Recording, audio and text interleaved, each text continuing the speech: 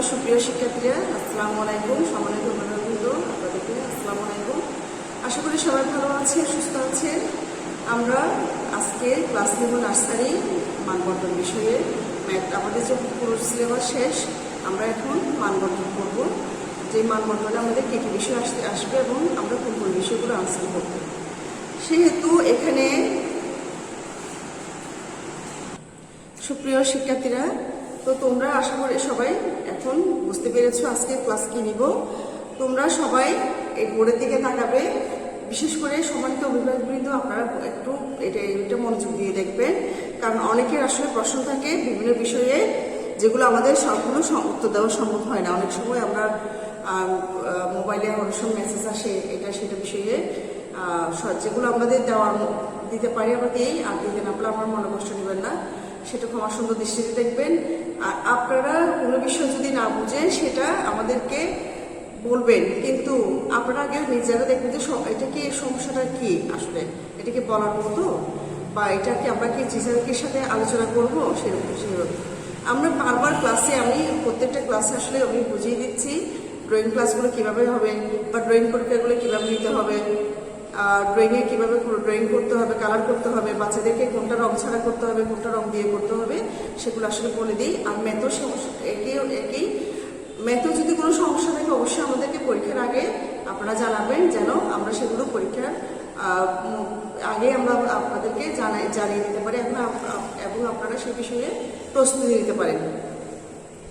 তারপরে যদি আমার কোনো সমস্যা থাকে বা আমার বোঝাতে আমি অসমর্থ হই, আপনারা আমার হোয়াটসঅ্যাপ নাম্বারে মেসেজ করবেন, অথবা সম্পা ম্যাডামকে নাম্বারে, যেটা আমাদের নাম্বার আছে সেখানে আপনারা বলবেন, ম্যাডাম থেকেও জেনে নিতে পারেন অথবা আমার থেকেও জেনে নিতে পারেন কোনো বিষয়ে।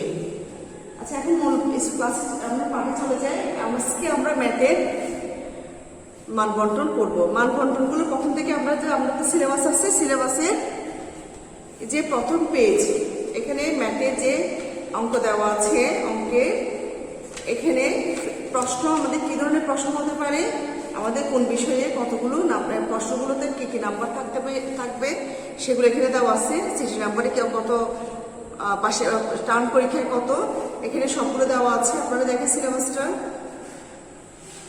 সিলেবাসের বাইরে আমরা আসলে কোনো কিছু আসলে প্রশ্ন করি না। আর প্রশ্ন যদি আমাদের বইয়ের মধ্যে যদি থাকে বা সিলেবাসে কোনো কিছু বাদ গিয়েছে, সেটা আমরা পড়াই, ক্লাসে পড়িয়ে তারপর আপনাদের দেওয়ার চেষ্টা করি। আচ্ছা, এখন প্রথম থেকে আমরা দেখি এখানে কি আছে, সেটা সংখ্যা লেখা আমরা পড়িয়েছি 61 থেকে 100 পর্যন্ত। তোমরা সেটা, প্রিয় শিক্ষার্থীরা, তোমরা সেটা 100 থেকে 100 পর্যন্ত পড়বে, এবং এখান থেকে তোমাদের সংখ্যা লেখা আসতে পারে, তারপরে খালিঘর পূরণ আসবে, তারপরে তোমাদের এখন তো ওরাল হচ্ছে না, ওরালের মতো আমরা শ্রুতিলিপিগুলো, যেখানে শ্রুতিলিপি আছে ওটা ওরাল না, শ্রুতিলিপি আমরা বলবো তোমরা লিখবে, সেটাও তো আসতে পারে। অথবা ওরালের মধ্যে তোমাদের মৌখিক বিষয়ে আমরা তোমাদেরকে জিজ্ঞেস করতে পারি, এখান থেকে এত থেকে এত পর্যন্ত সংখ্যাগুলো বলো, অথবা এইভাবে আমরা ডিটেলসে বলতে পারি। আচ্ছা, এরপর রাইটিং নাম্বারসের মধ্যে লিখে আছে 61 থেকে 100। তাহলে 61 থেকে 100 তোমাদেরকে আমরা পড়িয়েছি, তোমরা পেয়েছো, তোমরা সেগুলো ভালোভাবে এই নাম্বারসগুলো তোমরা পড়বে এবং বারবার লিখবে। এরপর খালিঘর পূরণ, এই যে বললাম 100 থেকে 100, তাহলে আমরা যে সংখ্যা লেখার মধ্যে শিখেছি 100 থেকে 100, এর মধ্যে আমরা খালিঘর পূরণটা পেয়ে যাচ্ছি। তাহলে আমাদের জন্য কি হচ্ছে, খালিঘর পূরণে এগুলো করতে সহজ হচ্ছে। তাহলে খালিঘর পূরণ করার সময় তোমরা সবসময় মনে রাখবে, তোমরা যে সংখ্যাটা খালি করে আছে তোমাদের লিখতে হবে, সেই সংখ্যাটা তোমরা অবশ্যই কি করবে, নিচে আন্ডারলাইন করবে লেখার সময়। তোমরা কি করো, ডাইরেক্ট লিখে দাও, তাহলে এটা তো সংখ্যা লেখা হয়ে গেল, তাই না? তাহলে তোমাদেরকে অবশ্যই খালিঘর পূরণের নিয়ম যেটা, সেটা তোমাদেরকে অবশ্যই সেভাবে করে তোমাদের খালিঘর পূরণটা করতে হবে। আমি বারবার বলছি, ক্লাসে বলেছি, এখানেও বলছি, তোমরা খালিঘর পূরণ করার সময় বা ফিল ইন দ্য ব্ল্যাঙ্কস করার সময় আন্ডারলাইন করবে নিচে। এরপরে দেখো ফিল ইন দ্য ব্ল্যাঙ্কস 61 থেকে 100। তাহলে 61 থেকে 100 আমরা কি করব, ফিল ইন দ্য ব্ল্যাঙ্কসটাও শিখবো। যে আমরা রাইটিং নাম্বার যেগুলো শিখেছি 61 থেকে 100, সেখান থেকে আমরা ফিল ইন দ্য ব্ল্যাঙ্কসগুলো পেয়ে যাচ্ছি। এরপরে দেখো ছোট থেকে বড় অথবা বড় থেকে ছোট। আমরা ছোট থেকে বড় সংখ্যা দিতে পারি অথবা বড় থেকে ছোট সংখ্যা দিতে পারি। কত থেকে 21 থেকে 30, এটা এটা পৃষ্ঠা নম্বর কত? পৃষ্ঠা হচ্ছে 8-9। পৃষ্ঠার মধ্যে তোমাদের দেওয়া আছে নমুনা প্রশ্ন, যেগুলো নমুনা কি ধরনের ছোট থেকে বড়গুলো করবে তোমরা। 21 থেকে 30-এর মধ্যে সংখ্যাগুলো বারবার তোমরা রিপিট করবে। বড় থেকে এক ছোট লিখবে একবার, ছোট থেকে বড় লিখবে, এভাবে করলে তোমাদের একটা অভ্যস্ত হয়ে যাবে। এরপর দেখো জোড় বিজোড়। জোড় বিজোড় একই 21 থেকে 30 তোমাদের পৃষ্ঠা নম্বর 8-9-এর মধ্যে দেওয়া আছে।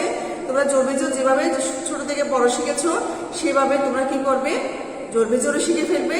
জোড় বিজোড় কি? যেটা যে সংখ্যাকে 2 দিয়ে ভাগ করা যায় না সেটা কি হবে? বিজোড়। আর যে সংখ্যাকে 2 দিয়ে ভাগ করা যায় সেই সংখ্যাটা কি হয়? জোড়।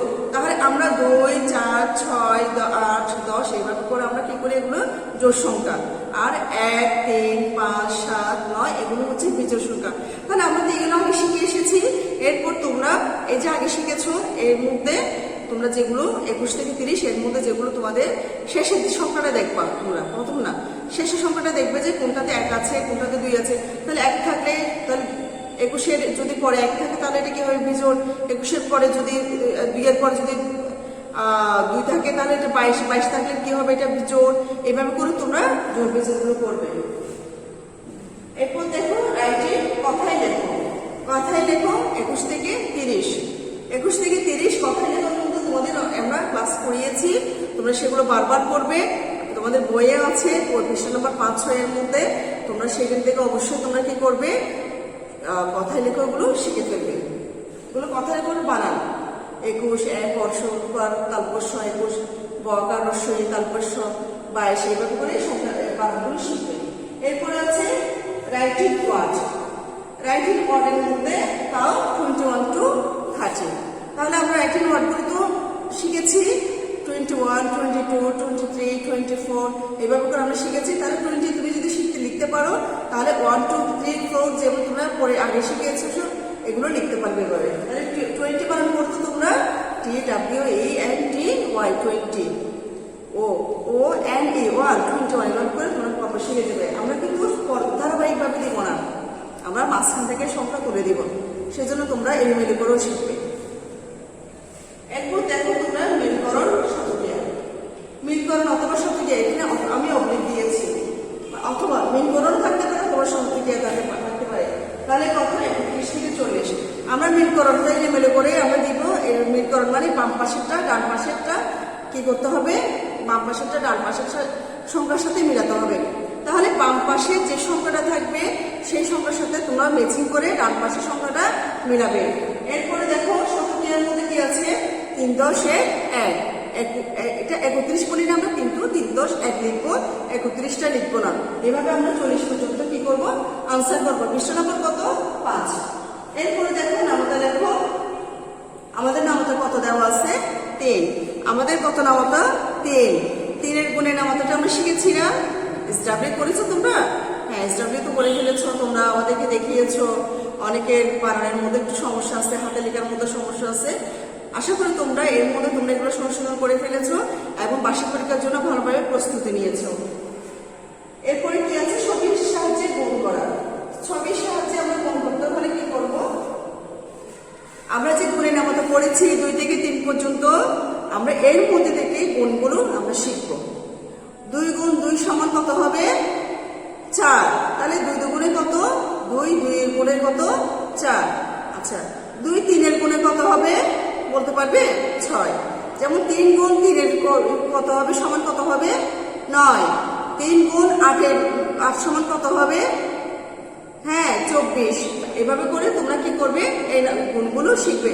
তোমাদের নামতা থেকে আমরা ছোট ছোট করে দিব, বড় করে দিব না। তোমরা এগুলো শিখবে, এগুলো বারবার প্র্যাকটিস করবে। এরপরে হাতে লেখার জন্য তোমাদের কি থাকবে? 10 নম্বর থাকবে হাতে লেখার জন্য। আমি এখানে লিখে দিচ্ছি হাতে লেখা 10 নম্বর। এরপরে শ্রেণীতে হচ্ছে 25 নম্বর। তাহলে টোটাল এখানে সবগুলো মিলে টোটাল আমাদের 75 নম্বরের পরীক্ষা হবে। মোট পরীক্ষা হবে